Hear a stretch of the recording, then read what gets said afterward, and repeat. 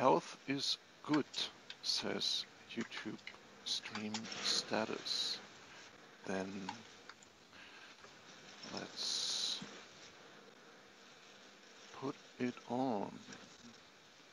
Hello, my friends. Welcome back to another episode of the Micromotor Workshop. Today with a special episode of Micro FC history. I want to talk about the development of micro flight controller history over the past, let's say, 4 years. And to do that, I brought a couple of my friends along. I can find them back in here again.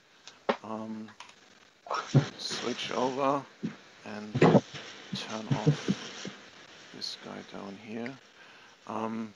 Welcome, Pete. Welcome, Adam. Hi. Hi, Ben. Hola. Adam. I've just put you up on the screen here, and I've also put the chat room up. Welcome, Radar and Birdlow, and whoever else wants to join down there. So, yeah, let me introduce both of you. First, we know each other for quite a long time, so still the occasion is very rare that we sit together in a Skype session like that. So, welcome. Glad to be with you here. We can see on the right side with the winter hat on. That's Peter Pedro Newman, fellow Aussie and yeah, longtime friend and hacker of micro flight controllers. Welcome, Pete.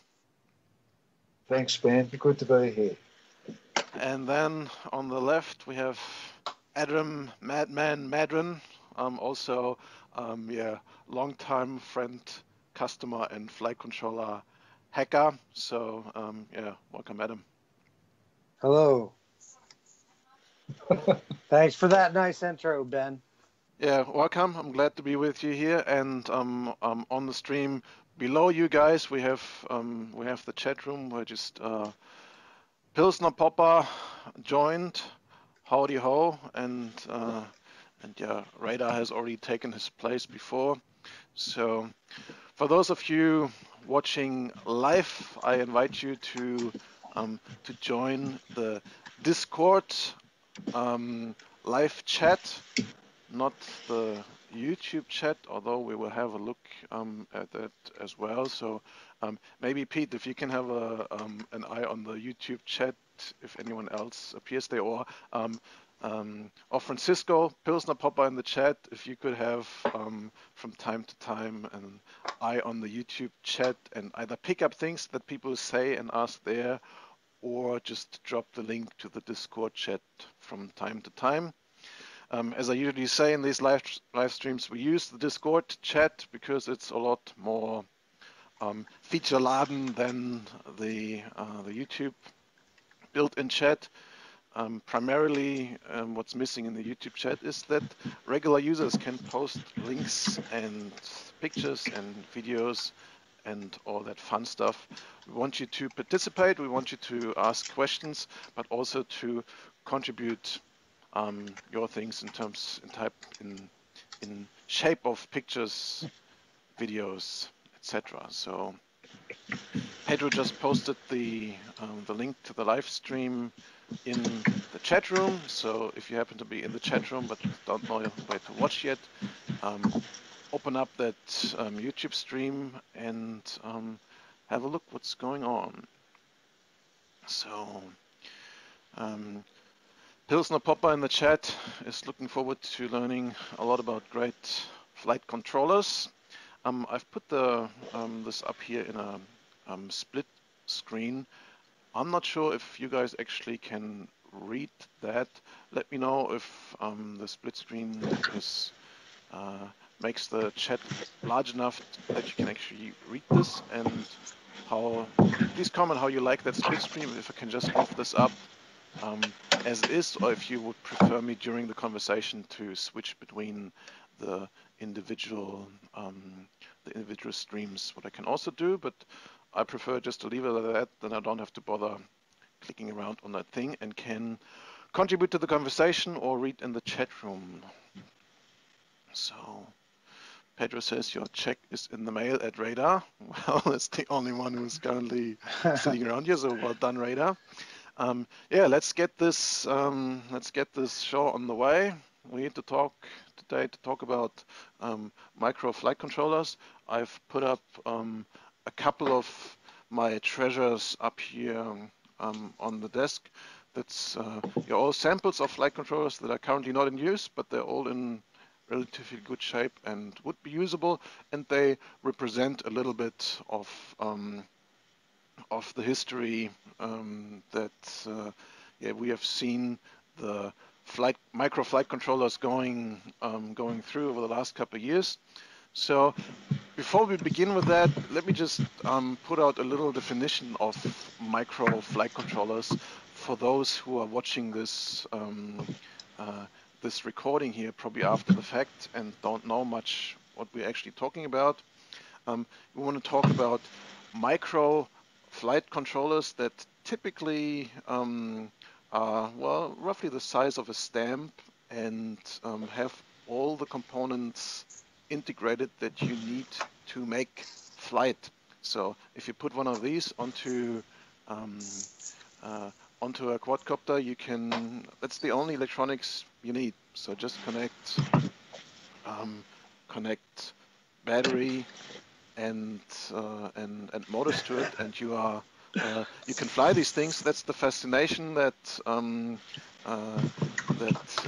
kept us on the ball to follow and push the development of these flight controllers. And that's what they all have in common, but they all come from very different people, different companies, different times in history. So we want to shed a little bit of light on that and talk about how flight controllers, micro brushed flight controllers, have developed over the past, I think, roughly around 4 years. So yeah, let's just start with that. Let me ask you, Adam, when did you start with that, and what was the first thing you've seen in microcopter land? Well, in 2014, I bought a coaxial helicopter at the mall. So that was the first time I was reintroduced to RC models. And then I started looking around and I found the Nano QX. When I found that, I looked around to see what could be done to that to improve the performance of it. And that's when I found you. So I saw the videos of the Pocket Quad and you talking about how it was all in the software and it was nothing to do with the pilot, but you were like flipping this thing around and doing all kinds of crazy stuff. And I was totally infatuated with the fact that you could do that with a flying remote control quadcopter. And after flying those coaxial helicopters, this was like night and day. So in 2014, that was the first time that I ever touched a Alienwee. I bought one from you in, I think it was November, and or it was December 2014, and it was for my Christmas present to me, basically. And the first time I ever flew that thing, it was just like going from that coaxial helicopter to the Nano QX. It was so much more controllable, so much more sensitive, and so easy to put together. It was the Cross 08 kit that you were selling in that year, and so I put that together, and ever since then, that's been an obsession for me. Alienwee, the flight card, the whole thing, you know. And I researched everything about it, and the multi-Wii was a huge thing with that, you know. What they did, how they created that flight card, you know, the multi-Wii software, and the guys that started everything, I think it was back in 2008, that just really totally entrenched me into this whole hobby, you know, and specifically like the Alienwee cards. So Yeah, I think that's that's kind of my story. yeah, good. That's some two. You mentioned I think two major milestones. You said the first thing you've flown yourself was the Alienware flight controller, but you became aware of what's possible by watching some of my videos about the Hobby King Pocket Quad. And the interesting part here is that both flight controllers actually used the pretty much exact same components. So when you said you became of what's possible in end of 2014, yeah, remember you've been pretty late to the game and you have picked up things so super quickly. So end of 2014, that was already like 1.5, almost 2 years into me playing with these controllers, and I think it was pretty much 4 years ago, June or May 2013, I think I purchased this Hobby King Pocket Quad from Hobby King, and that was the first programmable flight controller I have seen and I have owned myself, and that was running MultiWii, and was basically the template the for the Alienware flight controllers. So what we today know as the 8-bit Alienware Classic, that's running pretty much the exact same components like we had on the Hobby King Pocket Quad. So they were running a Atmel 32U4 processor and I think a IMU 6050 sensor unit, and this both together plus the ability to actually being able to change the input gains, etc., just made things possible that all of us were dreaming about. As you said, you put this thing in the air and was just flying so smooth and well and easy configurable. If you put a larger frame or faster motors on there, you could change the gains and play around with that. So that was in the and in those 1.5 years before you joined the club, Adam.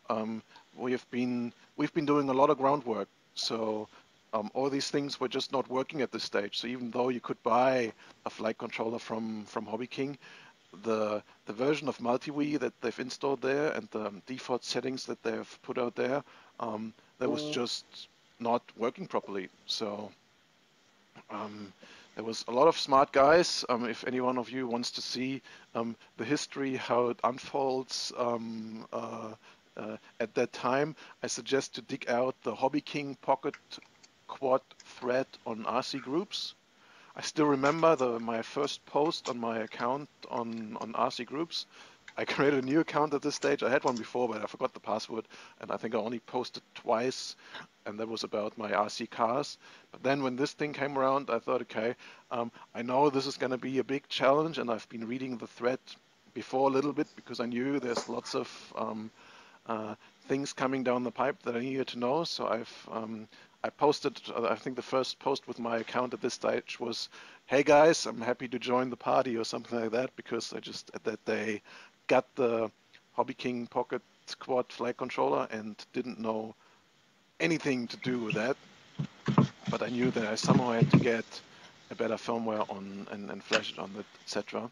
So, but me personally, even though I've learned programming, at school and a little bit later in university as well, I was never really a programmer. I can understand code and change it a little bit, etc., and copy things from here to there, but I was never really into this enough to develop things myself, and also not on the hardware development side. So to get all this stuff working at that time, I really heavily relied on people in that RC Groups thread to create firmware basically and tell me other little things I had to know in order to make these things fly. And I think like you, Adam, mostly I just copied things and learned things from people in the forum, and was so thankful for these people being there and teaching me that I decided to pass all that on and write a lot of tutorials and make a lot of videos to, you know, at first inspire people, show them what's working, but also then enable them to copy that themselves. And yes, I'm glad that we always have, you know, smart engineers on our side to help us out there, and that's why I also have Peter here in the chat to help us out a little bit more, because you know, you Peter, I think you also picked this up yourself kind of on the go, but I think, yeah, amongst us three here, you're probably the one with the most internal knowledge about all these flight controllers, how they actually work, etc. So yeah, if you want to take the word and talk a little bit how you got into all this, how you've experienced this, why, and what you're doing.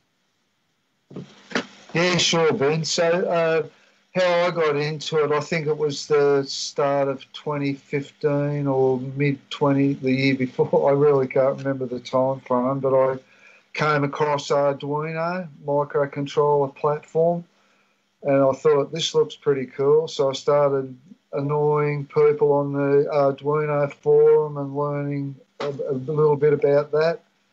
And then I came across a series of videos on YouTube by iForce2D, the New Zealand guy, and they were called Cheap Ass Quadcopter. So he built a quadcopter out of timber, a brushless quad out of timber with an Arduino and IMU board all connected together and made a quad. And then I just came across your thread on RC groups, and that was the beginning of the end. Yeah, so, you know, since then, Adam, you're making noise. Sorry. So, yeah, since then, Peter, I know you as a very active member of basically all the forums that that we tend to participate in. Yeah, like very similar to Adam as well. So yeah, I think both of you have always been yeah, not only thought leaders in terms of how to put these little things together and what to change, but also, you know, in terms of how to drag in new people and introduce them to the hobby and help them to get their act together, acquire the tools and the knowledge to do what you need to do in order to maintain flight, but also then sort of in the next stage, you know, to help these people to understand what it is, build their own flight controllers, and pass on the knowledge that they've acquired from you guys. So yeah, I think it's yeah, I buy him, Adam, totally. His enthusiasm is quite infectious, shall we say. Well, I try to drag as many people down with me as I can. Yeah, it's yeah, please go on. It's not a bad way to go. It's not a bad way to go. This, as far as an addiction goes, if you're going to be addicted to something, these quads are pretty fun. So you get a lot of repayment for what you do, as far as whatever sacrifices you put into it, you get it back. And for me, it was all about trying to save those last precious alien we that were out there. When I knew that I was coming to the end, you know, I think I was the first guy that was offering to fix any cards for people, and I still, you know, I have a couple cards here right now that I will eventually refurbish for people and send back to them, but I've never really asked for anything from anyone. When I fix a card, I just fix it, send it back to them. If they want to, you know, throw me something for it, then that's fine. And if they don't, if they can't afford it, that's fine too. Yeah, so you've become famous as the FC Doctor, just because you you like to help people. You know, knew how this works, and yeah, I know myself. I've sent you quite a few cards to to fix up. Yeah, and I got a few of those out to other people. So, and I still have a couple that are sitting in the bin, but you know, there's no rush. They'll find a good home. Yeah, I'm sure. So yeah, so let's continue a little bit in the history before we yeah, have a more intensive look into the chat room. So if you have any questions, guys, out there, throw them up in the chat room, and we'll go through there in time. So yeah, that time, you know, where so end of 2014, where at that time already quite a few of the famous Alienware flight controllers have been around, but that was still the time where they've been really scarce. There, you know, where things went crazy. I remember we started to produce a small batch of them, and uh, they would sell out within days, if not hours, even though the community around them was really small. So the the development at that stage from the only large company who was doing micro flight controller development at this stage, went, in the opinion of most of us flyers, into the wrong direction. So at that time, um, most of us have been using either the Hobby King Pocket Quad or the Micro MWC flight controller, which have been both produced by Hextronic, the company mostly sold, or maybe exclusively sold, through Hobby King. So the Hobby King Pocket Quad was, from the functionality and from the usability, a very good flight controller, very stable, very easy to use, but it had one major problem, and that was it was designed to also be the frame. So I don't have an example here because I've given away I think, last two, maybe there's one left, but I've given away the last two models that I had in working order using my Hobby King Pocket Quad flight controllers. But basically, the flight controller had little arms coming out at the side, which made the frame. So you would stick the motor mounts directly onto the extensions of the flight controller, and that was just like the regular PCB. And well, that would break eventually, and once these arms have broken off, then you could literally throw away the flight controller. So, and that was the big problem at this stage, because yeah, I crashed them a few times, and boom, there goes another $50 for a flight controller. So that was the only real drawback uh, on that card.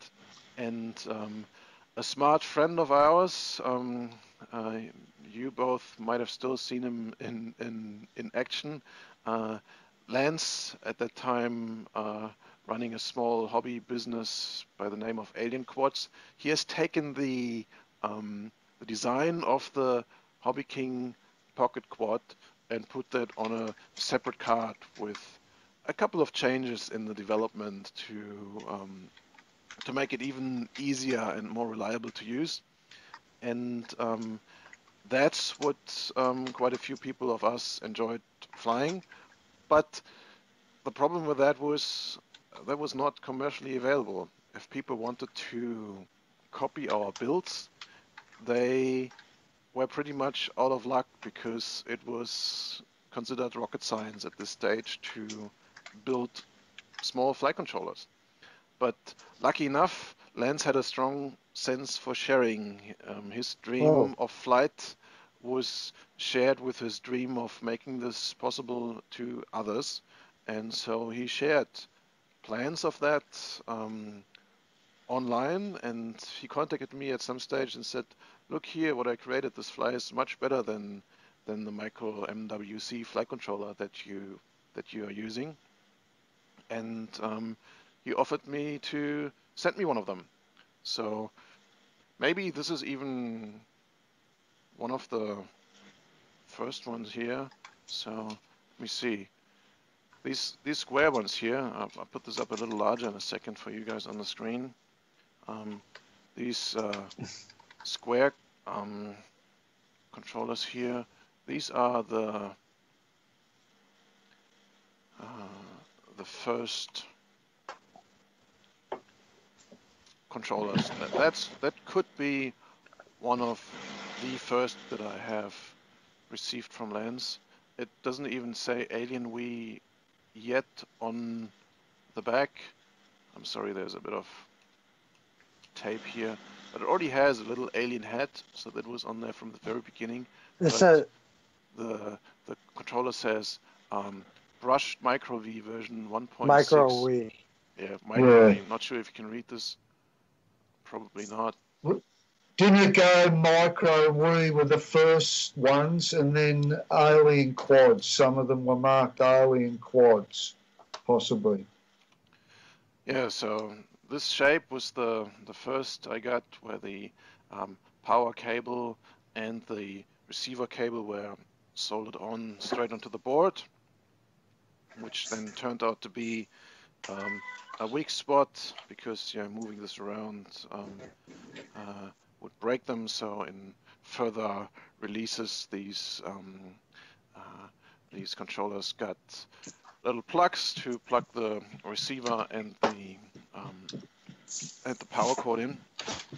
And during that time, Lance wasn't only sharing the plans for his flight controllers, but he also made quite a few of these controllers available to others. So I think he's given away probably hundreds of controllers to people around the world, and many times not asking for anything back.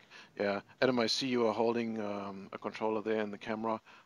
I see it's a square, original looking OG style alien card. I couldn't see on the back what's on there. It was too blurry on the sky. It says brushed Micro V revision 0.6 designed by Lance. What, 0.6 or 1.6? 0.6. Yeah, it says 0.6. Well, you beat me to that in this case. I'm not sure if I have an older one. I probably do have a couple of built ones where there might be others which I don't want to take off. Yeah, but the oldest I could find in my stash here was a version 1.6. This was one you sent to me as well. It also has a serial number on the front and says alienquads.com. So I'm assuming one of the first ones of the bunch that Lance made. So Ben, so when Lance first started making them, I believe that they were on hand-etched PCBs. Is that right? Or on what? The very first one? Hand-etched PCBs. Ones that he made at home with... Yes, yeah. He literally made them from scratch completely at home. So with ferric chloride or whatever, and a copper FR4 or whatever it is board, and etched the traces, soldered all the components on, and did it that way initially. I think that's what he was doing. He didn't always share everything freely, how exactly he was doing it. And also, I wasn't really asking about it because I knew this was completely out of my my pay grade anyway. I didn't know how to do all these little things. What I learned and what I like doing is, my trade certificate says system integration. And that's really what I like doing. I like understanding the things and then putting them together, but I don't really need to understand all the individual parts. That will cost me too much time as well. I'm getting entrenched too much and lose the overview about the whole thing, which in this case is I just wanted to get the thing flying better. So I didn't care too much about it, how he did it and what component he used. I was very happy that it was working at all, and that he was cranking out these flight controllers at at that speed that we was doing it in the first place.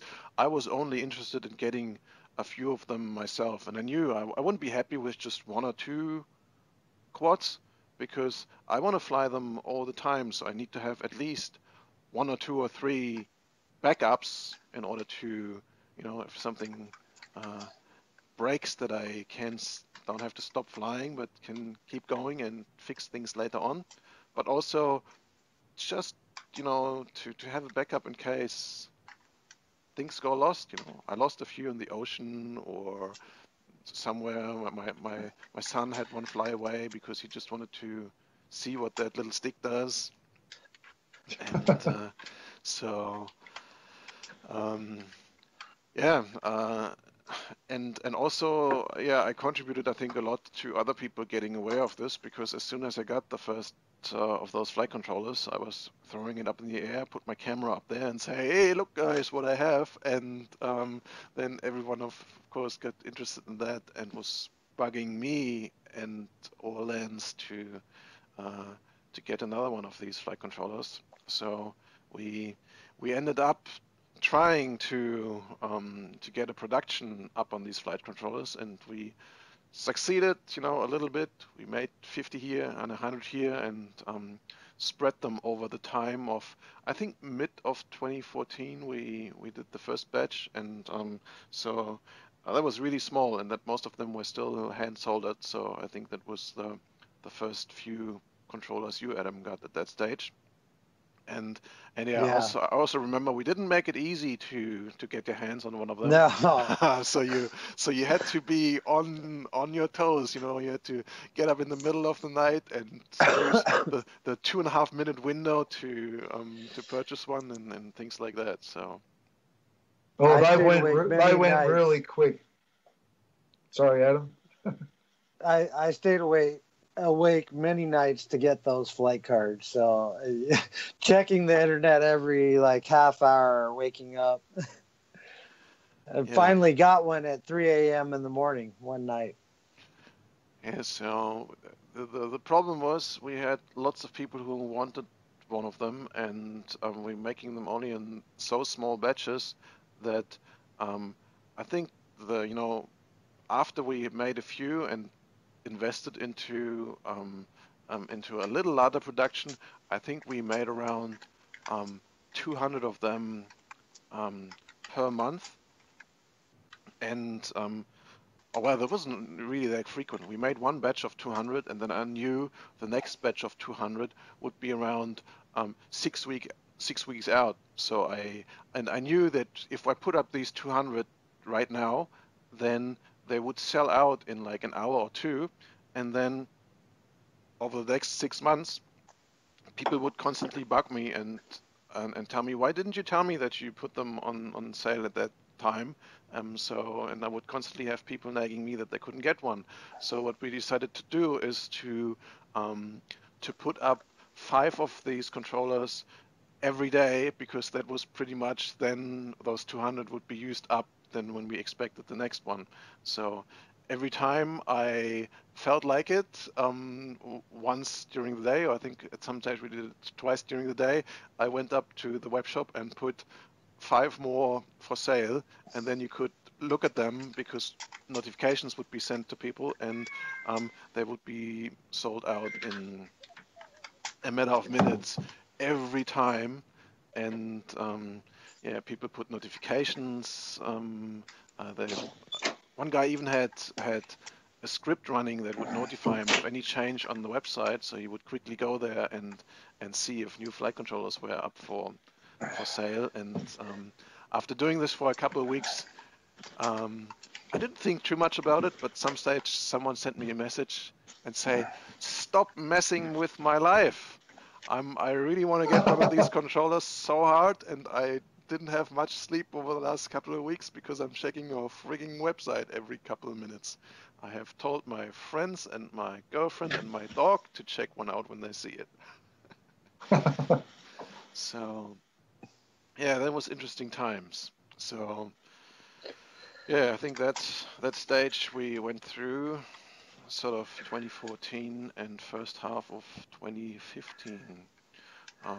Before then, in that time, a few more different flight controllers became available. Like some of you might remember the multi-flight flight controller and the beef board, and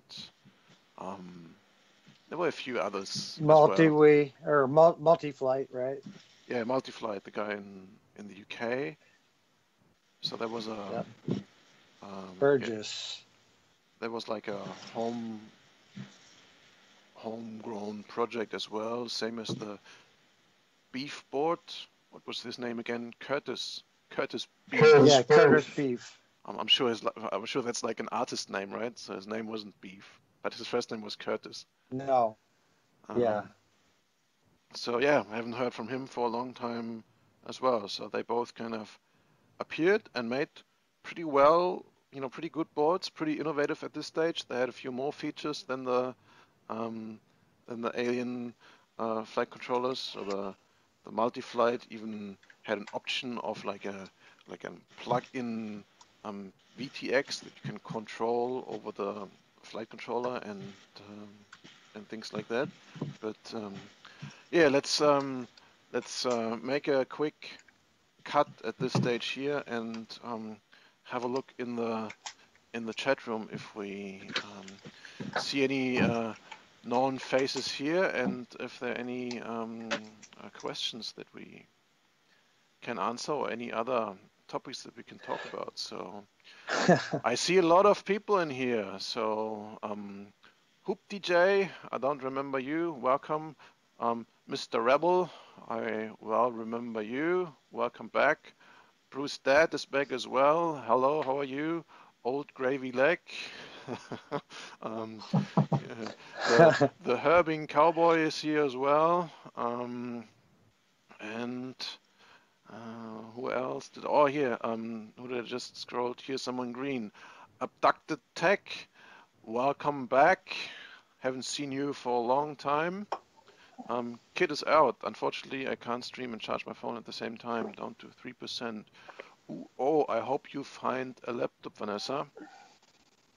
So, Hoop DJ is a friend of Charlie.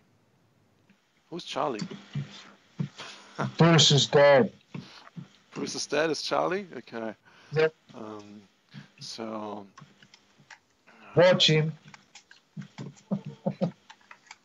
So the alien locator was signed in under her name.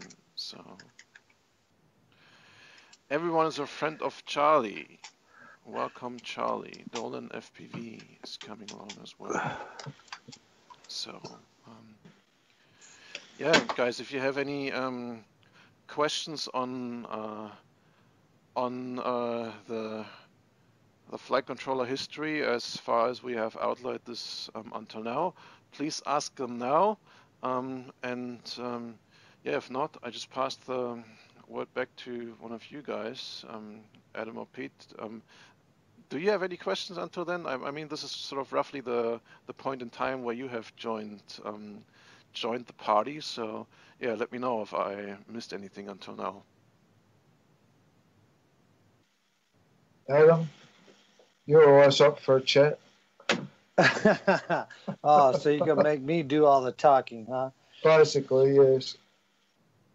Well, I would have to say that just besides the fact that the Alien Wii was like a really innovative product, that the camaraderie that everybody has shared through learning how to use these flight cards has also been a great thing for like the community. And it started with Benedict posting all the videos, showing people how to do this, how to do that, or just how cool it is to fly one of these things and what you could possibly do with them.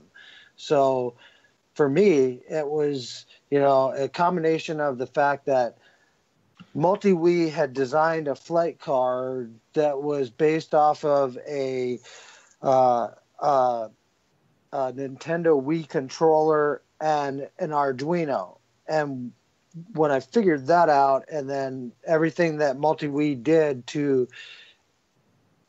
incorporate the software to control it, it just totally blew my mind. So when I was researching the Alienware and figuring all that out, that's what really drove me to go deeper and deeper into this. And then, of course, the fact that the Alienware was just such a plug and play card. You could, the first one I bought, the Cross 08 kit in 2014 of December, was just totally mind-blowing to me because I could build this thing within 15 minutes, put the motors in the frame, put the props on, throw the flight card on there, plug them all in, and I've got a flying quad. And that was what really just totally sunk me into it.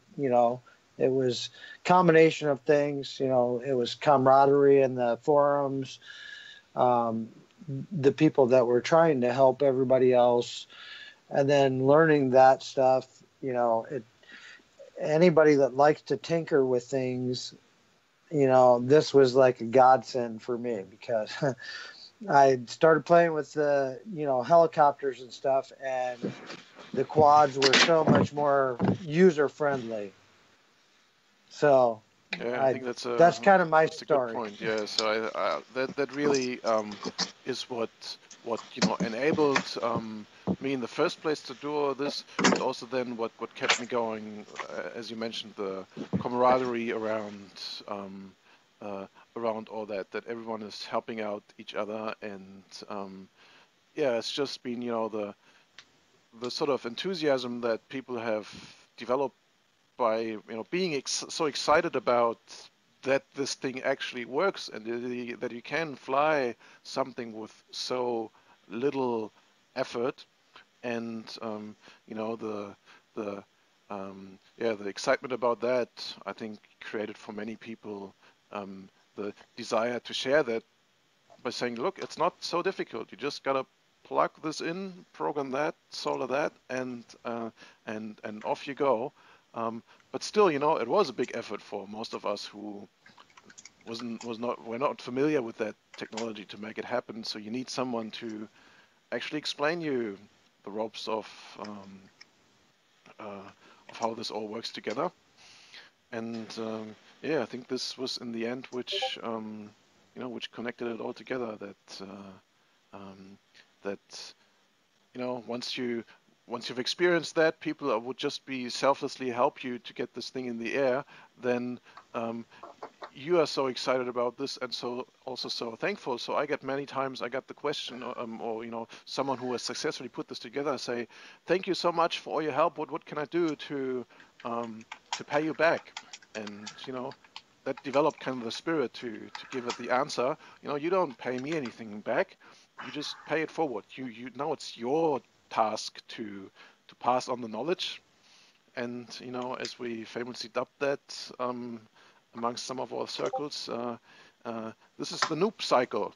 You come into the hobby as a new guy, you don't know anything, but you experience that it's actually quite easy, and you experience the hospitality of the other people in there, and then once you have gotten over the first few steps and know how things work out themselves, many people then have taken that amongst themselves to pass on the knowledge and be the latest front in helping other people who have been constantly asking the same questions again and again. So all these forums and especially the Facebook groups basically consist of streams of always reoccurring questions, but amazingly there are always people who have just gotten to the stage of the knowledge and who are very happy to pass it on. I mean, always speaking, Adam is probably typing there and helping other people out how to find things and how to put things together. Yeah, well, I think as on Lance's number one proponent, as we all no doubt know, and I think he's the one who fostered this sharing of what he did basically initially for himself, and then shared amongst his associates like Ben and Dave Woods and all the rest of you guys. And then so you're the second tier of enthusiasm And then Adam, of course, came along and perpetuated that even further. So you guys are like the three pillars of Alienware in particular. Because I think Alienware and now Alien Flight holds a special place because it was really the first one that spurred on a lot of this explosion of micro quads, you know, the way I read it anyway. Yeah, so Lance has definitely innovated at this stage. No one else was doing it like what he was doing, which is not only referring to, you know, the technical advantages, but just as you said, as the you know, openly sharing all that information and putting it all out there. Everyone who had the knowledge to put electronics together with Lance's plans, he was unable to actually put these controllers together himself. And yeah, I never could myself. I never really put in the effort to put in together all the tools, etc. But I know that both of you did, and I'm watching all these people day in and day out, especially on the Alienware fan club and on your hacker initiative, Pedro, on Facebook, putting them together on a daily basis with your help, and, you know, putting together the tools, etc. And many smart people have been spawned from there to you know, move this hobby along. And as we currently see, there are quite a few people who are taking this technology now on and making new shapes of flight controllers, like the Whoop style flight controllers, etc. Yeah, look, the whole thing of when Lance initially shut down Alienware and released initially the only the circuit schematic for the Alienware Narrow Classic, and then of course, you know, went on to then he opened up Alien Flight thereafter, and we had a series of shutdowns and takedowns, and of course Lance is no longer around, but who knows what will happen in the future. And then of course we had people like Michael Jacob, MJ666, who was involved with Lance early on, so we all owe him a great debt of gratitude too on the software side. And then of course Gary Baines came in a couple of years ago and like took it to the next level with Michael. So these guys are helping to perpetuate and drive this hobby even further. So they are a big. We owe them a big debt of gratitude too. Yeah, there are lots of people who contributed to things as they are today. Let's go a little bit through the chat room. I see Adam is already busy typing there. I've been busy talking and listening to you guys, so I haven't even looked at much at the actual content of the chat. So let's have a look if we can pick out any questions here. So the alien locator says, at what point or year did Lance step away? I'm sorry, Pete. What did you want to say? No, that was actually me. I just wanted to point out that Dave Woods, very few people know what his participation was in all of this and how he had tested like the micro motors way back when. And if you look into the RC Group's forums, you'll see the threads that he created to test the motors and do all kinds of cool stuff, you know? Yeah, that's right. Dave Woods was one of the first innovators there. So I remember I didn't know anything about the motors, and I read then his thread about testing those, etc. And that actually got me interested and saying, oh, something needs to be happen here. I think the motors are one of the biggest problems there. So yeah, amongst Pete, us you're three, making noise. Yeah. Sorry. Yeah, so amongst us three, we've been a good team for quite some time. Dave was, you know, even though he was very early on doing all these motor tests, he very quickly then, when he saw me getting involved with that, was just starting to buy motors from me and channeled his energy into making frames. And when Lance saw that I'm making motors and Dave's making frames, he, contacted us and started a little trade going on there. So we all three of us had each other's motors, frames, and flight controllers, and all that worked together really well. So yeah, that's how things started. And to cut to the end, at least of that episode, when Vanessa's asking here, or was it Josh, at what point or year did Lance step away? So, that was not one point in time where he was stepping away. So Lance's dream was to make flight for himself and to share this with other enthusiasts who just wanted to have something to play with and to see the world with a different perspective. And I think it was a big problem for him that this all kind of got commercialized, and that he got he received so much personal attention.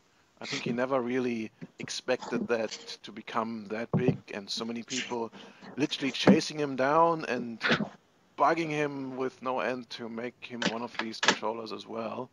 And yeah, so I think I don't remember exactly when that was, but I think it was probably mid towards end of 2015 that September is about when he totally bagged it, I think, of 2015.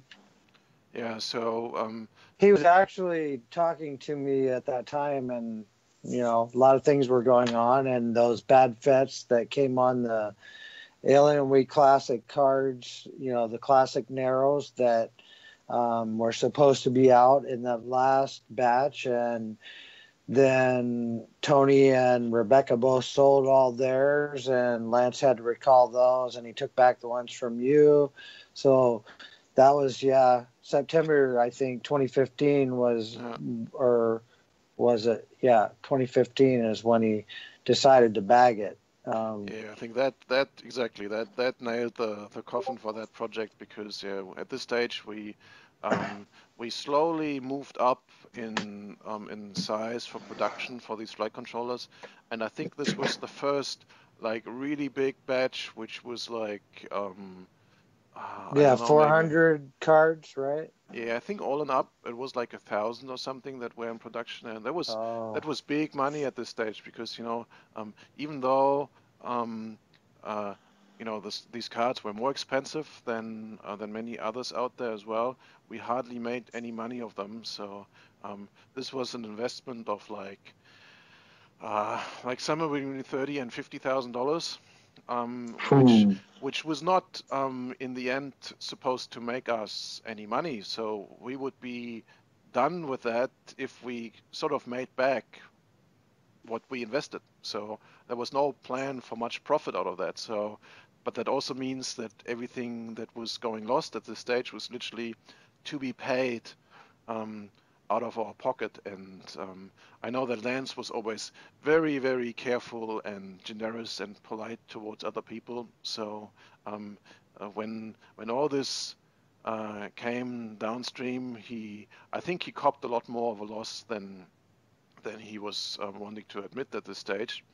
And but yeah, it was big enough for him to get so frustrated about this that he said he doesn't want to do this anymore, which doing that means being involved with making these cards commercially available. He still wanted to share his ideas and his plans, etc., but he didn't want to be involved in any way in continue producing those cards. And even though there have been a few other attempts down the line, so Michael Jacob continued that relationship with Lance for another couple of years, I think even into early this year.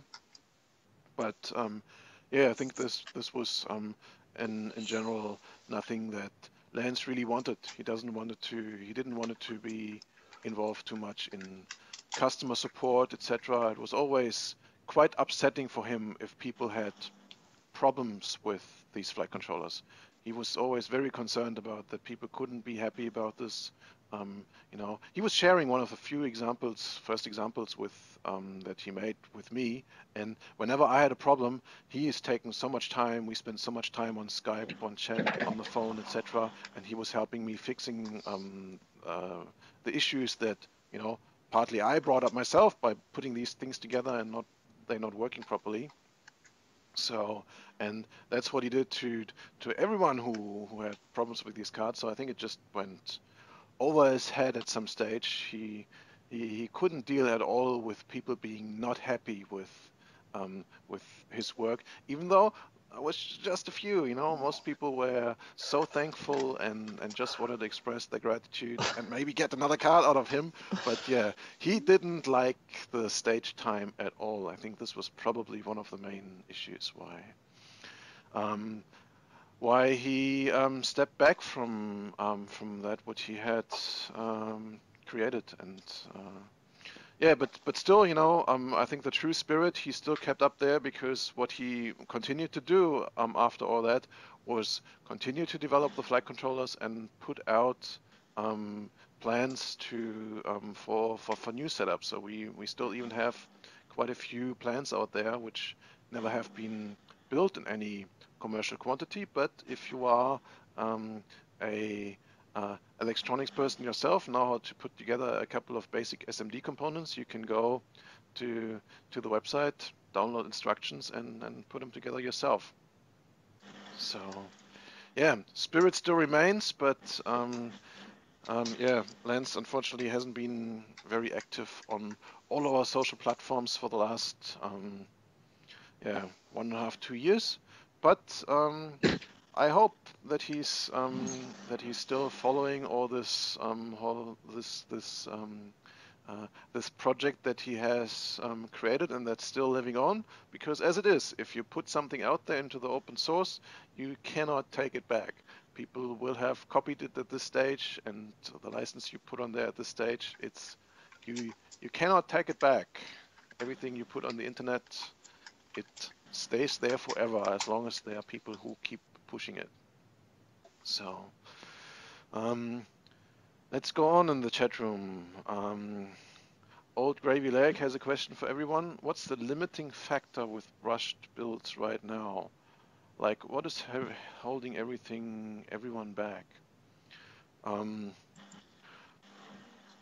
Just doing it. Yeah, I think there's nothing really holding it back. This all works great, and the main thing why you see people moving to brushless quads is primarily the raw power output.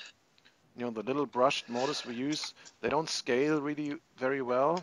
They go up to 8.5, maybe 10 millimeters, maybe even 12 millimeters, but above that, this technology doesn't work properly.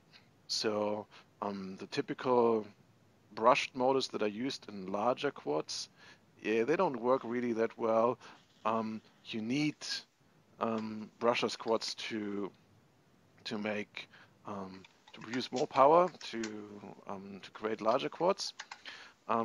But for the small quads, the brushed motors have the main advantage that they don't require an ESC, and that's why you can build a lot lighter and a lot less complicated.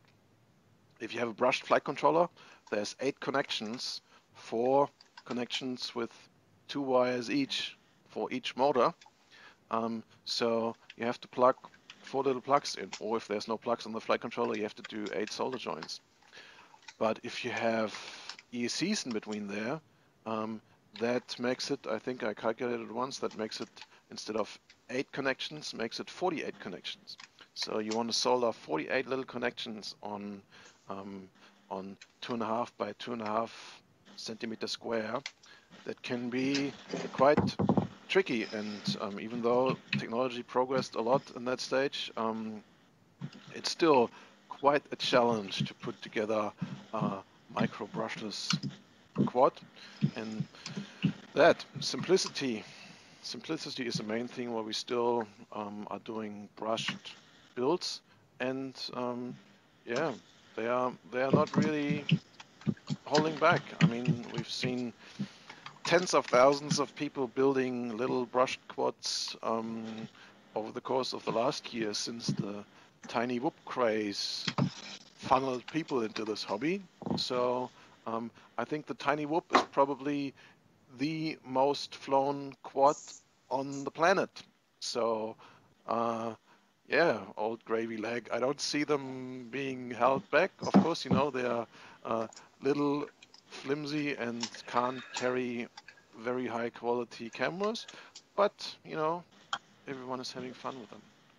So there we go. Tom H, welcome. Glad that you finally make one of these live streams. I apologize for doing them that frequently and always with that short of a notice, but that's how my life works. We come up with something on Friday, and then we're putting it into production on Sunday. That's how it works.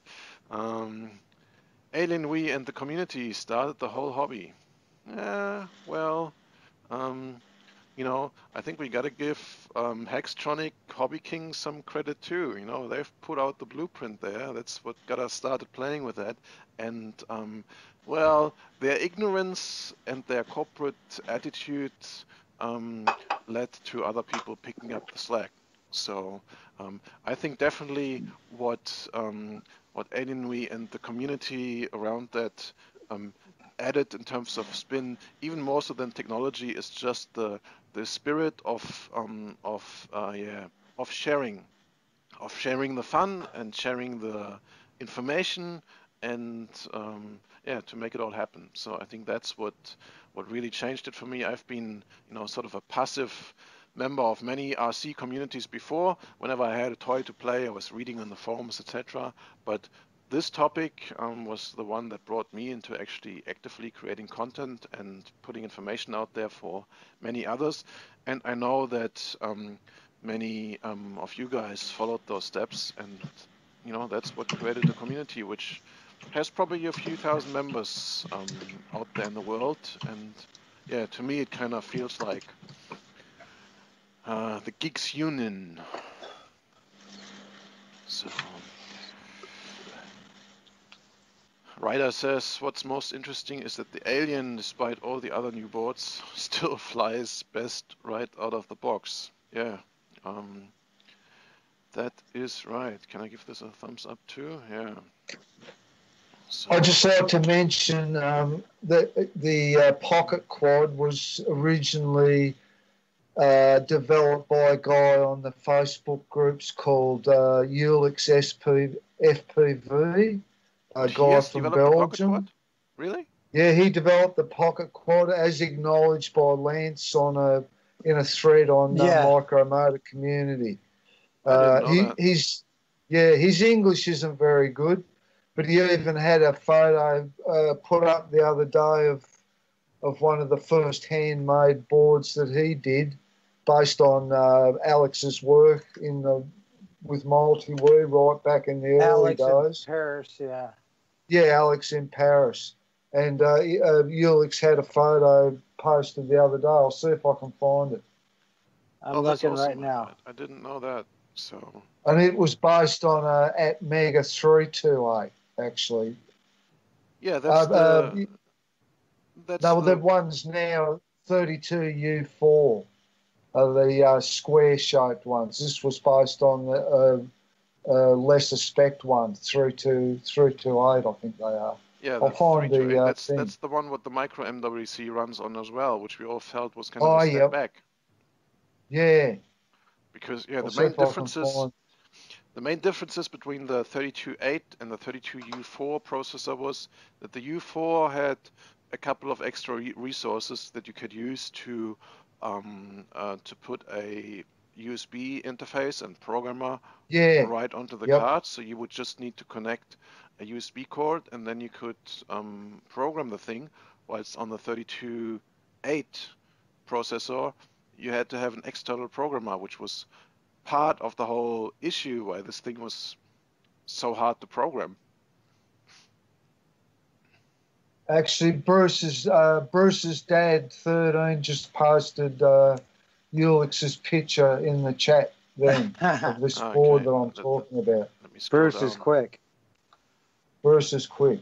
Yeah. Oh yeah, I've actually seen No, that. I didn't know that is that. Yeah, And that's if you look at that, you can see that's hand etched. Yeah. No PCB manufacturer involved in that No. one.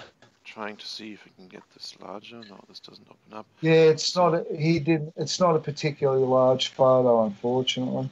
So hang on, let me just. This computer went to sleep.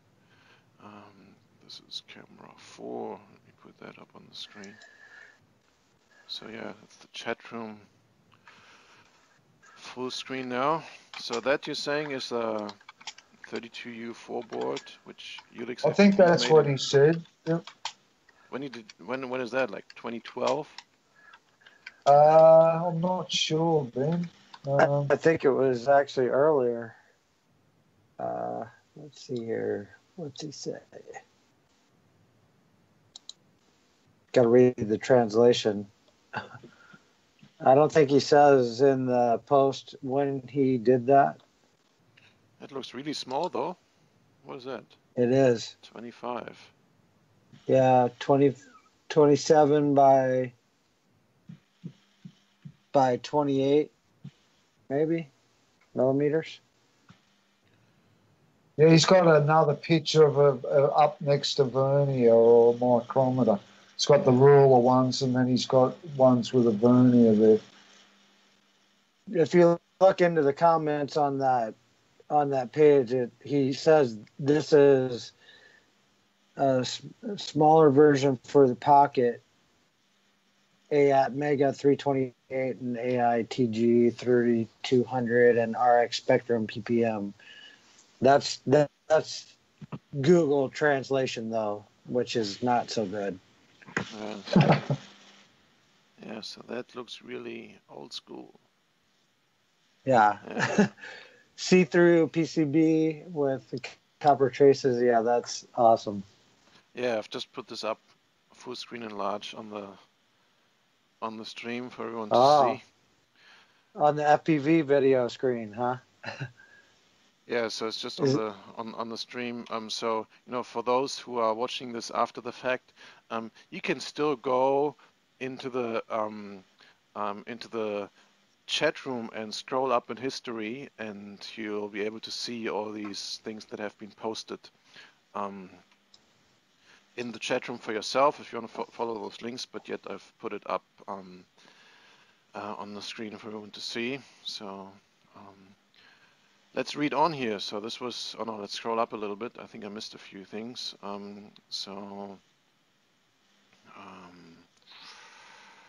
Potato TV. Did you anything, guys, did you see anything in the chat room in terms of questions that we should answer?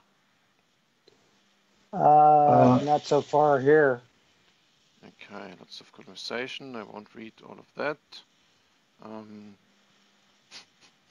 Peter looks like he's actually thinking.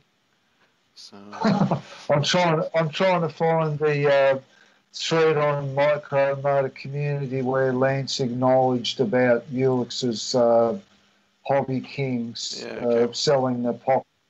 Yeah, while you are thinking so hard, the camera's pointing right up your nose. Oh, yeah. Charming. Shave those nose hairs, Pete. So that's what pulls the ladies in. Right out. Now I'm self-conscious. So yeah, I like Mario Brothers. Exactly. I've always liked the sounds of Mario Brothers. That reminds me of the last video. Yeah, I've done, one of my first videos, I actually used those sounds as well. I'm flying around on the playground and flying through these little huts there. Yeah, always reminded me of, flying FPV with those little things. It's like Mario Kart. And actually, there will be a couple of videos coming up where we actually, finally make one of my dreams come true. I have this setup now. Flying to the mailbox? Flying, yeah, as well. But no, we would actually have the split screen like you see this now. The quad split generator, what we're using here now. The initial purpose of that was to put 4 FPV screens together on one screen. So, like with Mario Kart. So I've now a decent sized TV up there. So we put up the split screen, and then 4 of us can literally sit in front of the TV, everyone with his controller in the hand, and we'll be flying races around the house and kind of seeing it on the TV as a split screen. So excellent. It will come true in one of the next couple of weeks. I'll do a little event down here, and we'll do that. So yeah, that's not Mario Brothers, but Mario Kart. But yeah, I've taken the sounds of Mario Brothers, exactly. Bling, bling. Yeah, so, I have Mario Kart on my Wii. Yeah. So, what else is here? Any questions? What makes a Pedro V a Pedro V? Well, before we ask Pedro about this, I actually do have one here. So let me hold this in the camera. What's this camera? 3. So this here, I'm the proud owner of one of the very few Pedro Vs, and I do have a second one, which I think is red, right? You've sent me 2. The red one is on one of the red and a green one. Yeah, exactly. So this is made after the Alienware classic recipe, and this is proof that you can just take the schematics and make your own. So yeah, Pedro, you made this board. Do you want to talk a little bit about it? What made you do this, and what you had to go through to make this happen? Yeah, sure. So Lance, I think it was when Alienware was still going, or when he just shut it down, which was in September, October 2015, Adam, I think, from memory. And he released the circuit schematic only, not the board Eagle file for that card, the Alienware Classic Narrow. So Adam and I thought we could develop a board file from it. So Adam mainly took care of locating all the components, and I took care of learning with a bit of help of how to do the board layout for it.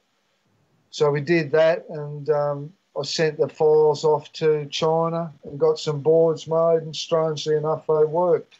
So basically that board is, for all intents and purposes, exactly the same as an Alienware Classic Narrow, but the components are in slightly different positions because I laid them out as best as I could from just looking at one of the genuine Alienware cards. So that's about it. So you basically had to design all the traces where they go again, because that was the information you didn't have? Yes, basically. So I had the circuit, so that's showing me how all the components connect together. But then they have to be, so you have that in Eagle file, then you've got to generate a board file, which is what you ultimately give to the PCB manufacturer to make the board. So from the circuit schematic, you've got to lay the parts out on the board in what position you think they should go in. So I just looked at the Alienware board and placed them in roughly the same position. And then it's a matter of routing all the traces between all the components. So I did get a bit of help from a guy on the Arduino forum just for the final routing, because I'd never done anything that complex before. And as I say, it all worked. So that was good. Yeah, so I can personally attest to that they work great. So, I mean, I got those at a time where I already have had enough of the uh, commercially made Alienware controllers for myself. So, when we sold a few, I always made sure that I have enough for my own purposes. But yeah, that's why this one's always still sitting here as kind of a gem. This was, I think, never even flown once. So, um, but yeah, it's sitting there. If times are getting tough, uh, I'll chuck this thing up, and it'll make me fly as It'll, well. that's the No, way. no, I know that you have hand soldered this, so the PCB is not hand etched, so that's made in the factory. No, But you've hand yeah, soldered all the yeah, components and tested it, right? yeah, yeah. As we all do, all the guys on the, particularly the FC hackers group, we all hand solder them. A variety of methods from, simple as using a hot air gun and just solder paste or the ordinary solder and tweezers and flux, and that's sort of the simplest method. And then a few of us purchased different designs of ovens, like infrared ovens, a couple of the guys, and I just have a toaster oven with a PID controller for it that I bought from Ireland, and using solder stencils to distribute the solder paste. But there's a variety of methods, and the number of people that have taken up the challenge over the last 6 months to a year is just amazing. Incredible. Yeah, I was also amazed about how many people are actually doing it. So Yeah. there's quite a few. I see you always maintaining the Alienware or the AW fan club page, and always putting a little bit of personal history about the people up there, and usually you've gotten to know them from other forums, etc. And yeah, all really enthusiastic people who spend the time to acquire the knowledge and the skills to actually make these things. It's amazing. Yeah, well, as I said before, you're a big part of all this micro quad development and perpetuation too, Ben. So you pat yourself on the back as well. Yeah, thank you. But I gotta admit, I don't have any of that intricate knowledge about putting these things together. But yeah, I always enjoyed flying these things myself in the first place, but then also to connect the people who make them and the people who want them. So yeah, I think this has been liberated many of us in terms of a personal way to fly our things. Might it be just line of sight or take it to the next level and fly these things FPV and actually feel like you are actually flying, even though you're slightly vision impaired when you're flying, but still it's happening, you're flying. So liberating Who are on you that front. talking about? I'm not talking about you in particular. I'm just talking about in general about the vision we get from the FPV streams is so crappy, especially on these micro quads that recently I've since I've set up this stuff there where I can see my FPV stream on the TV, that actually made also my family being able to see much more what I'm doing, because previously they would come in and I would be sitting in the corner with my goggles on and don't talk to me until I'm landing. And, and then they would assume that I'm flying around outside somewhere, and then suddenly this thing comes buzzing in, and I can say, now you can talk to me again. But now they come and actually see me sitting in front of the TV and see the stream, or even if I have my goggles on, I usually have the screen going up there because that's my recording station. So I record almost all my flights just for the purpose of maybe something really cool happens and then I want to have this on video, or maybe Or maybe something crappy happens yeah, and you have to go find it. a lot more likely that something happens, and then I want to go back in the recording and see where it actually crashed, so I have a better chance to find it. But that leads to them, when they walk into the room, they see the video up there, and my wife recently said, "Is that what you're seeing? Why is it looking so blurry and so crappy?" Yeah, and they say, yeah, because that's how it is. That's how it is. And I then explained to her, it's not so much that we want to have like great landscape photography and I'm going to win some video quality prize on that. This is 480p or PAL NTSC with lots of artifacts of a really crappy small sensor, and it's not about looking great, it's about that it's possible. I can fly this thing around the house here and I know roughly where it is, and I can come back. So that's, mission accomplished. And yes, I wish we had like 1080p, super crystal clear, high dynamic range image, but it's not there yet. On the other hand, this technology keeps on going, 4 years ago, we didn't have any FPV setup at all. And around 2 years ago, you had spent like $200 or $300 and then solar for half a day, and you would get 12 gram setup. Yeah, exactly. You would get a 12-gram setup, and now you can buy these little cameras all in one, 3.6 for 26 bucks. Yeah, exactly.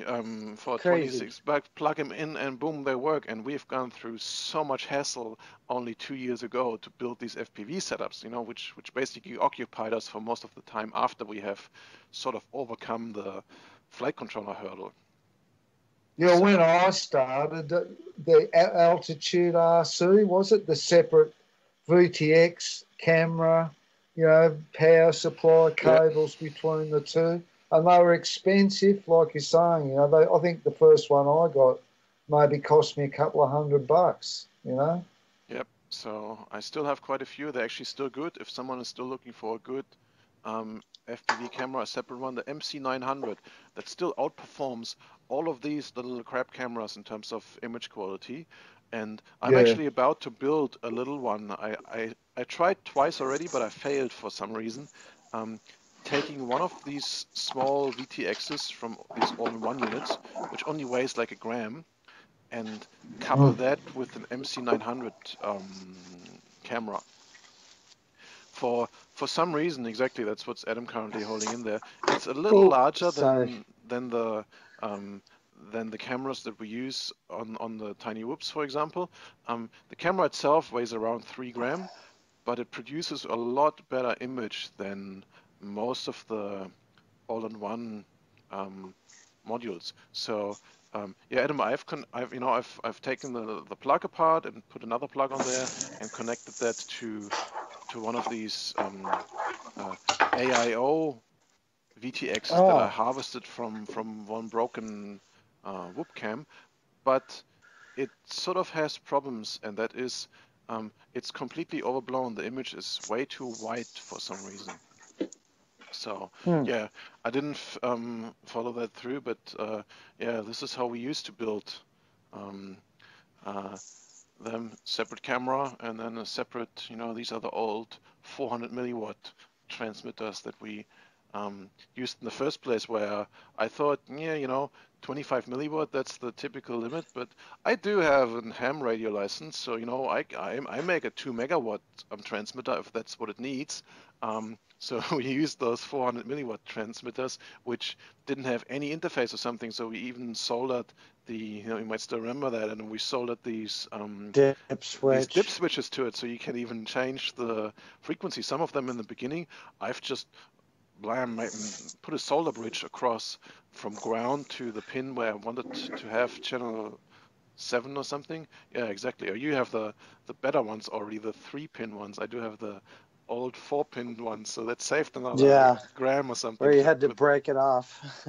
Yeah, exactly. So that's, just building the VTX was, as Peter said, like a couple $100 of investment, because you don't only have to buy the parts that you need, but also you have to buy the parts that you break, and you have to buy the parts that are wrong, etc. And then eventually, after a couple $100 of spending and a couple of days of soldering and burning up stuff, then finally you get to something, and then, oh no, you realize that it has a lot of lines in the video when you start flying, so you had to go back to the drawing board and introduce another complexity, which is a voltage filter in between there.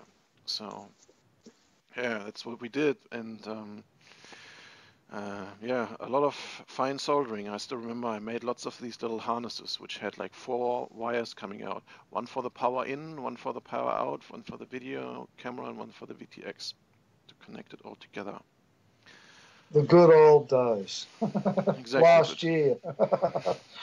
Yeah, so you know, when I was putting the plan together for this live cast here, I was thinking, you know, we have the saying of, you know, for example, dog years. One dog year is 7. 7 regular years, so a dog ages much quicker. Now a computer, there's maybe one computer year is maybe like 20 human years, you know. Computer from last year, oh yeah, that's already pretty old. But a computer from 5 years ago, man, that's already on its way out. You know, you better get a new one. But so how do we? Moore's law. Yeah. So how do we translate this into quadcopter years? You know, in 4 years, that's where history only started. You know, so one quadcopter year, one flight controller year, that's maybe 25 human years.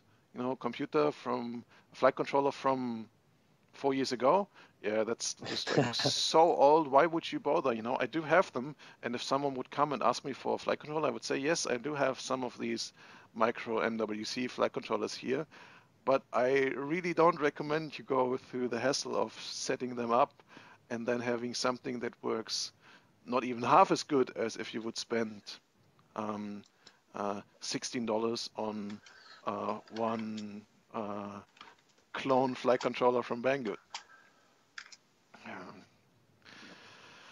So, real builders do it dead bug style, says Elvis. What's up, Elvis? Haven't seen you in here for quite a while. I thought you had left the building already. So, Radar needs a weed whacker. The beat track on the video was freaking awesome, says Elvis. I don't know what video you mean. The pedal V. So, let's see. Any other questions I can dig out of the chat room? So if you have questions, you might want to mention my name in there, then it's a little easier for me to pick it out of the chat stream. So just type @Dr. Ben, like it's been done here, so you can tag people in the chat, and then it makes it pop out a little more. Apart from that, there's lots of discussion going on here. I don't want to read all of that. I'm just scrolling through and looking for question marks.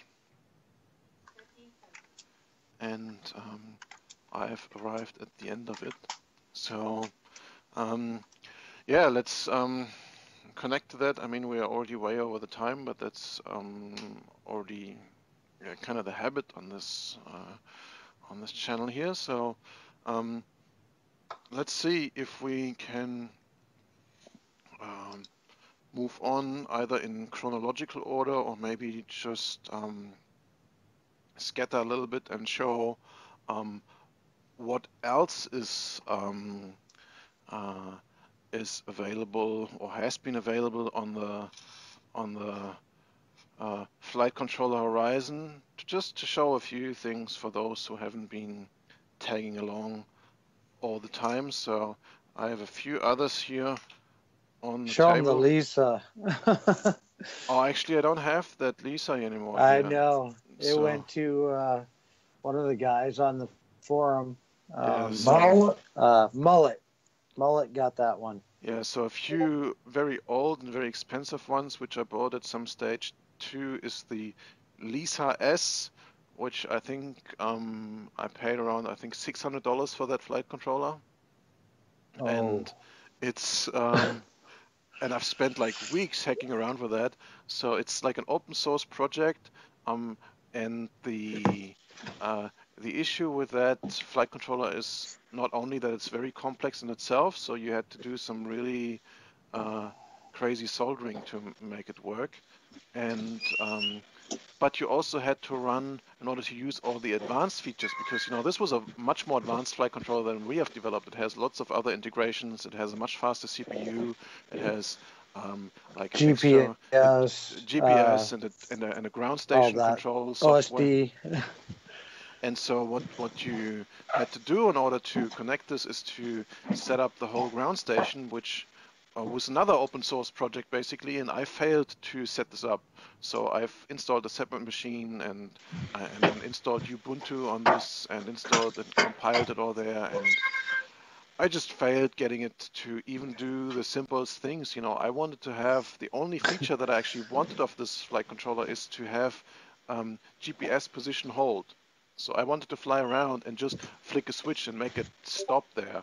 I didn't even want to have any waypoint flying or any autonomous stuff. I just wanted to be able to flick a switch and make it stand there, make it wait there. And yeah, I failed at doing this, so I eventually gave this one away. But if anyone is interested in researching that, or yeah, I think buying this I cannot recommend at this stage. But just out of interest, it's the Lisa S, which is the small version of the Lisa M, which is part of a whole other probably commercially used flight controllers. Very advanced, but yeah, I didn't have any luck with that, so I passed it on, I think, as part of the last Christmas giveaway, I think it was, along with two other flight controllers, which have also been a lot more advanced, which I don't have here anymore because I've given them away. AutoQuad. Which was the AutoQuad. AutoQuad. Yeah, the AutoQuad M4, exactly. Same story here. They have a complex software attached to this, which you need to run in order to control them, and I failed at running that properly. Or actually, this worked better because there was kind of a little more streamlined piece of software. But what I wanted is to have, a little quad that I can crank around in manual mode, like all our other quads, and then flick a switch, and it should just stop mid-air, and via altitude control and GPS should just hold its position. But I failed in PID tuning this flight controller, so it had some very sophisticated looking way of configuring the PIDs. You wouldn't set the PIDs manually, but you would put in the dimensions of your build into some calculator, and that would spit out the PIDs. But that worked so bad that this thing, I never could get it to fly properly in manual mode. So it kind of flew, but it was never really that sporty and controllable like all of our self-built quads. So I've just given up on that and said, okay, I've spent a lot of money and time on that, but that's not what I want. I'm perfectly happy with a thing which just does what I'm inputting. I don't want to have any smart things in there. I just want to have this thing to fly. I just want to feel in control. So yeah, these two are missing here, but I have a few others that I just want to run across the camera to show you guys. So yeah, this was all the traditional Alienware. This is here a copy of the classic Narrow. That's what you've seen, what Pedro has built as well, and that's also what we still currently commercially produce. So if you want to have one of those cards, you can go on my website, micromotorwarehouse.com, and look for Alien FC. We have them with a blue PCB and with a few minor changes on the plugs, and with the addition of a 5-volt out. But basically, the same card is still available if you want to fly one of the old ones. And a little later, I might also talk about the unique feature that still makes me keep flying those, which is the ability to still hack around very closely to the core of that thing and change the code to do things like, for example, manual in-flight PID changes. Yeah, but let's move those to the side for now and have a quick look at these here, we briefly touched on those already. So these are the few of the micro MWC controllers. They're running a 32.8 processor, which does not include any USB interface. So over the plug here on the front, you need to plug in an extra programmer and program them this way. But one of the very nice features of this card is it's very small. It's literally the size of a small stamp. I mean, in comparison to one of the classic or the square Alien Wii's, you can see it's almost like half the footprint of that controller, and at the same time it has a receiver integrated. So you see this little wire here popping out is actually the receiver antenna. Whilst on this card there's no receiver on there, so over this plug you would need to connect a separate receiver. Now the receiver in here isn't the best. It has all sorts of issues, but it worked.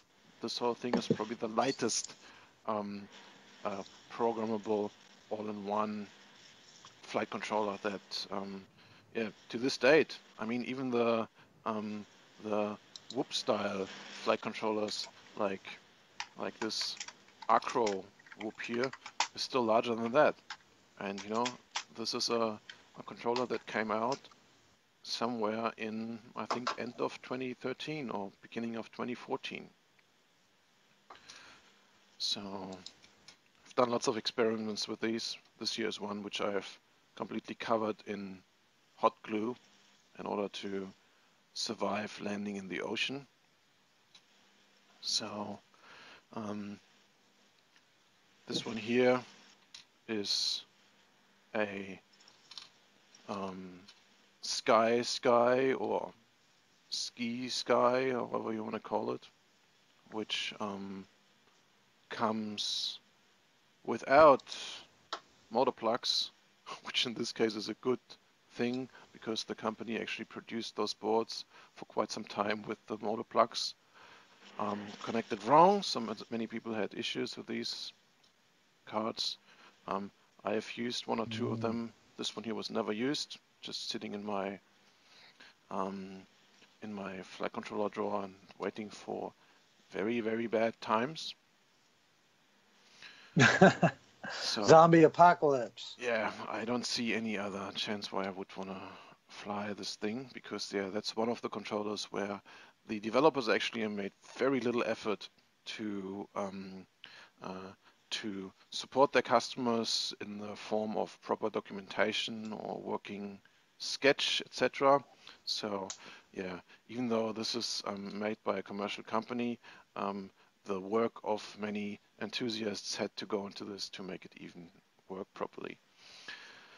So what else do we have on the table here? So these here are controllers that are just sitting in my drawer because I've taken them out of ready-to-fly quads. Just keep them there in case anyone comes to me and wants to have their quad fixed. This comes out of an E-Sheen. I think this is out of an E010. I think some of these cards, that's why I still have them here on the table. You can, not sure if you can see this, but there's, you know, some of these holes in there. They're actually labeled with ground, software clock, and things like that. So you can, on some of them, can make up little pin headers to connect them to a programmer, and then reflash them with like a Silver XXX, I think it's called. Yeah, Silverware. That guy's incredible. Yeah, so there's an alternative firmware that you can install on some of these cards. I'm not sure if exactly on this one, but yeah, a few of those. Here's a different one. Not even sure where this came from, but some of them you can reprogram, but it's usually quite an effort to get this done. Then what do we have here? This is a Nano QX flight controller. Yeah, the Nano QX was one of the very first commercially available ready to fly micro quads, and many of us have used that flight controller to fly lots of other things. It's very nice because it has a quite well working integrated DSM flight controller.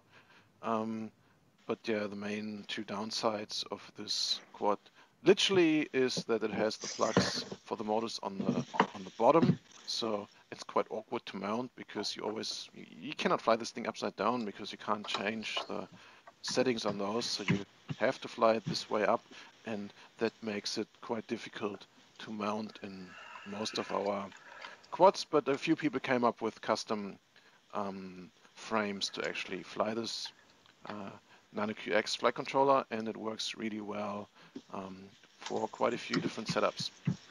So this was then followed up by Blade with a very similar, just differently shaped flight controller. This one here is one of the boards for the Inductrix. So it's in a diamond shape, which just aligns itself a little better to props on all four sides and makes the quad even smaller. But apart from that, same issues like the Nano QX flight controller, plugs on the bottom and not programmable. Then a few exotics here. This one I think is the Multi-Flight Nano BFC, which also I think came out somewhere in 2015. Had a couple of issues, but a very enthusiastic company / individual behind them, so quite a few people were flying these successfully. And they have a few really cool features. You can connect a VTX, which can be controlled over the software. It's also a hex flight controller, when I remember correctly. I removed all the plugs here, but there's 6 motor connectors on here, so you can fly a hex with that. This was the first hex I think I've ever flown. Then what do we have here? This is actually a very exotic one. So even you guys, Pedro and Adam, you probably don't know this one here. It hasn't even flown. It's in my box of exotics, and I apologize to the creator of this. I don't remember your name at this stage, but look at this. It says serial number 1. And wow. This is the, I think there's probably only 2 or something ever made of this. I read this off the back here. It says this is the Nyla V 32U4 version 0.2, the Rainbow Lorikeet edition. Uh-huh. Yeah, I remember that one because he was the other guy that developed his own board from Lance's initial files, and Rob was the other one. Yeah, so this was, as I said, I don't remember who sent me this. It's a while ago, and I think we lost contact since. But that was sent to me by a fan, customer, enthusiasts who I've been in touch with for quite some time, who enjoyed my videos, and he has seen my quite a few of my videos over the featuring the lorikeets, little rainbow-colored parrots that Pete and I know from our backyards, but most people around the world don't know them, and are always amazed about seeing little cheeky birds in my yard. So in honor to that, this controller was created, and I got the version 1 of it. It's also one of the gems that I don't even dare to put into a flying quad, even though I'm sure it'll fly really well. But I'd be scared in losing it, so that's sitting in my collection. And it's admired from time to time, but mostly just sits there waiting for bad times. So this one here is also a classic narrow clone made from, can you still see it? This one was actually used, as you can see by the tape at the bottom. No, you can't see. There's nothing written on the back, or maybe I've covered it. Up on the front, you can see this little symbol there, top left of the large chip. That's the micro FPV.eu symbol. So this one here has been made by Rob in the Netherlands, exactly. So he sent me, I think, a few of those, yeah, they work really well. So I think he also made quite a few of them commercially available. And then after that also, I don't have one on the table right here, but we should fix that. And give him a plug while we're at that. Rob also makes a hex version of the Alienware flight controller, which you can purchase on his website.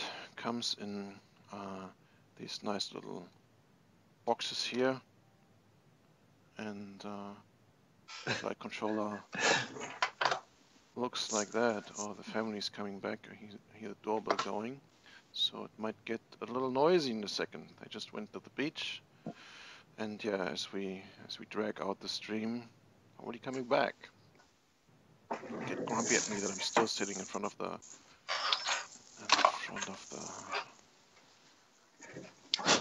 whole equipment. So yeah, that's the F3 Hexa version 2 Alien Flight boards. You can get yourself one of those at microfpv.eu. And then to finish up what I have on the table here, these are a few Furious FPV Acro Whoop flight controllers, which all have some issues with the receivers. That's why I don't use any of those. I had a few more, but I gave them away already to some other poor bastards. So I don't know exactly what it is, but these receivers never really worked very well and dropped out of the sky after a couple of meters. But they have a very nice feature in there, which is like a little more fully featured flight receiver, which allows a back channel, so you can get voltage and RSSI signal on your transmitter, which I really liked. But yeah, I played around with that, and in the end, I think that's one of the features that you actually don't really need. I mean, reading the voltage on your transmitter didn't change the fact that these things only fly 2.5 to 3.5 minutes. Very reliably though, so sometimes it protects you when you plug in an already used battery, especially now. Can end bad if you're sitting at a river or something. So it would have warned you, Adam, that you plug it in and it says, no, this battery only has 3.8 volts. But yeah, in flight, it really doesn't make much of a difference. It's very hard to predict your flight time from the voltage on there, because the voltage fluctuates so much depending on throttle use, etc. So yeah, the main feature that I really liked on those was the back channel, but yeah, in the end, this didn't really provide much of an advantage, and yeah, these controllers had lots of other issues. That's why they are sitting in the drawer. And then last few, that's a little experiment that I did. I have lots of these. They're just some ready-to-fly flight controllers that we took out of yeah, little cheap I don't even know, top-selling X6 quadcopters, and made, equipped them with plugs and put them on a proper carrier plate to allow them to be mounted in other quads without too much hassle. But yeah, it doesn't really work too well because you need that crappy RTF transmitter to go with that. So they're just sitting here as an example of what's possible. And then here, just because it's fresh and in original condition, also sitting in my flight controller drawer, that's a Latrax Alias flight controller. I mean, it's huge in comparison.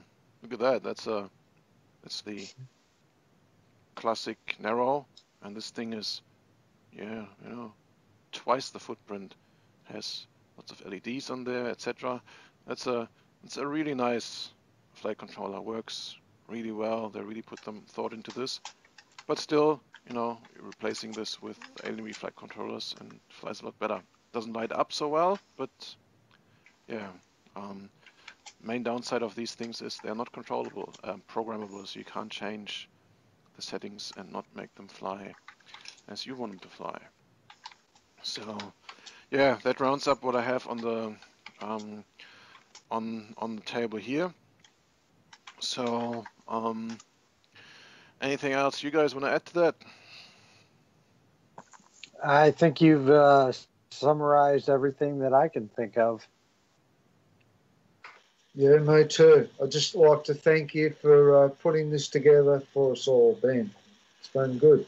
Yeah, so thanks for joining in here. So for those of you who've joined later or didn't catch the beginning of why we're putting this all together, Peter put out the idea over the week on Facebook to create a Wikipedia article to put a few things together for people to read about the history and get an understanding for what controllers are available and how this all came together.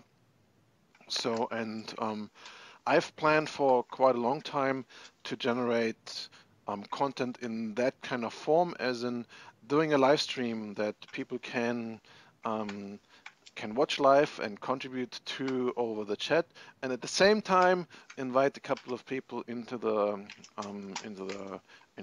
Skype chat and include that into the live stream at the same time. So yeah, I think that worked really well, and I'm looking forward to repeat that in some way or form. So that's for you both. If you feel the need or the urge in the future to contribute in that form to one of my live streams, you're more than welcome. There's a spot for you at the upper right corner of my stream. and also to anyone else who who feels that he either has to say or to ask something, or just wants to have some publicity in our well-guarded circles here. Not guarded that we don't want to leave people in, but this is just not a mainstream topic. I mean, let's have a look again. So how many viewers do we have? Maybe like We had like 27, I think. 27. 20 now. Peak 20 now. Peak concurrent was 29. So yeah, feels like a small school class with some people in the front, always raising your hand and saying something, and a couple other people just sitting in the back and throwing spitballs. So yeah, a small little team of people who just kind of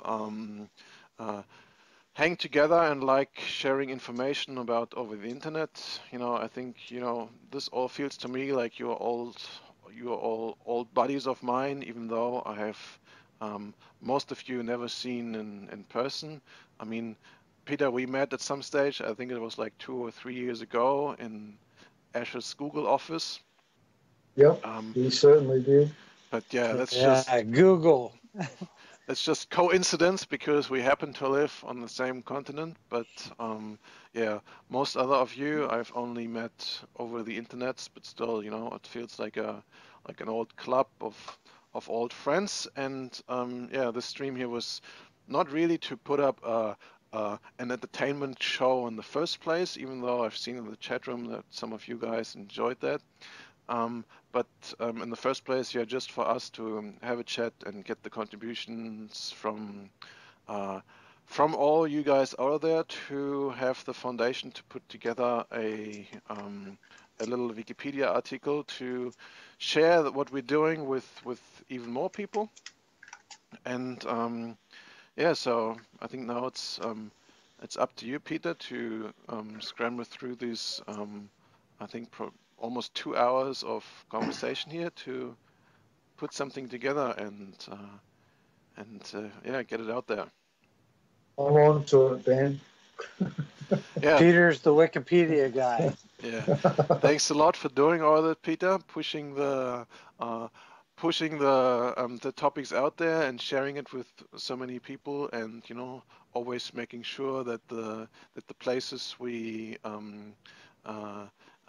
we communicate in staying clean of all the nasty bastards who just want to come in there like to Alan Wee. yeah, exactly. That's a completely different story. So yeah, thanks for everyone who's been contributing in the chat room as always. I think that has been relatively busy in terms of how many different people have been in there today. So you didn't ask many questions though, so I'm a little bit disappointed about that. We should have taken a little bit more of that. So, but if you're watching the stream afterwards and you think we've missed anything, just post it in the comments of the YouTube recording, and we'll get to that at some stage later. Maybe we can even include the information either in the Wikipedia article or bring it up in one of the future episodes. Sounds good. So, yeah, great. Thanks everyone for joining, and yeah, I'll say we see you next time. Thanks, See Ben. you later. Thanks, Adam. Thanks. Bye. So, should we play some music for the end? Sure. Let's go out with a bang. So, Got some dig? actually, yeah, I won't play any myself. It requires a different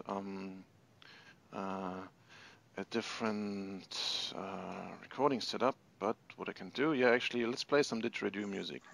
I got some recently sent to me on Facebook. That was a really good piece. I'll share that, and let me think, how do we do that? So, no, wrong button. So, switch over here. No, switch over here. Main camera. No, the camera's up here. I'm digging around on my computer on Facebook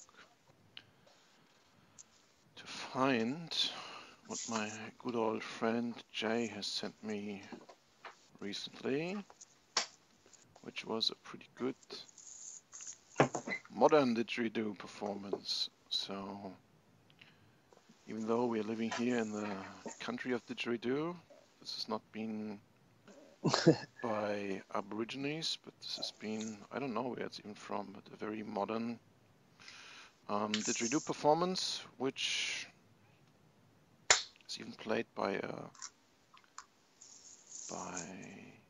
girl, which is, according to my information, not accepted in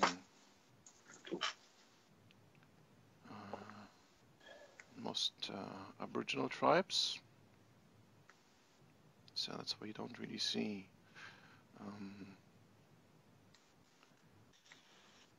girls playing didgeridoo much. So yeah, sorry for the delay here, but my Facebook, it's like a river of information. Once it's been flowing past, it's very difficult to find it again. I'm scrolling and scrolling. But yeah, if you like didgeridoo music, it'll be worth your while to hang around a little bit. Let me... I'm waiting. Okay. for the time being, check the chat room up on stage. Oh, here we go. I found it already.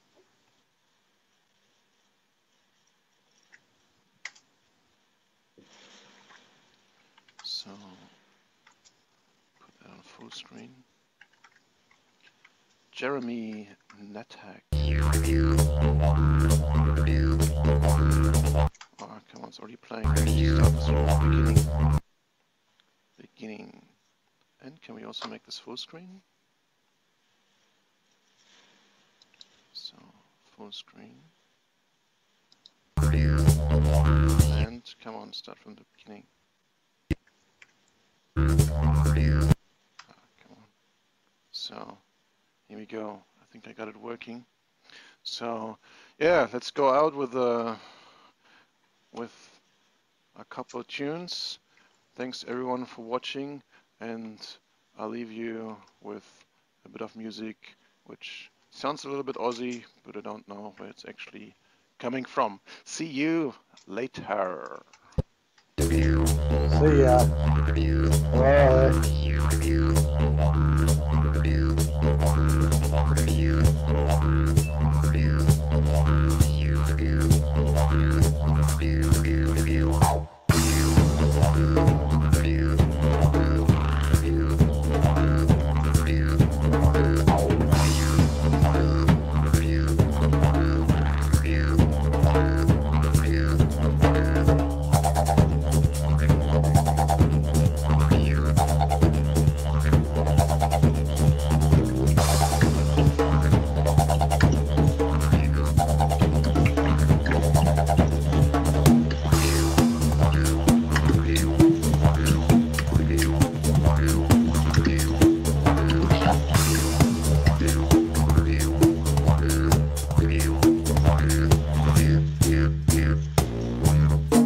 See the video, but I'm not hearing any audio.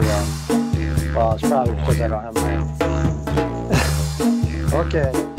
Well, I guess I need to use Skype to be able to listen to this. Yeah. Sorry, Adam.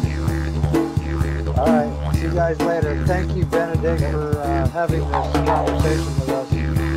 Yeah, sorry you guys don't hear it on Skype, but it's coming clear on the stream. So, yeah, thanks guys.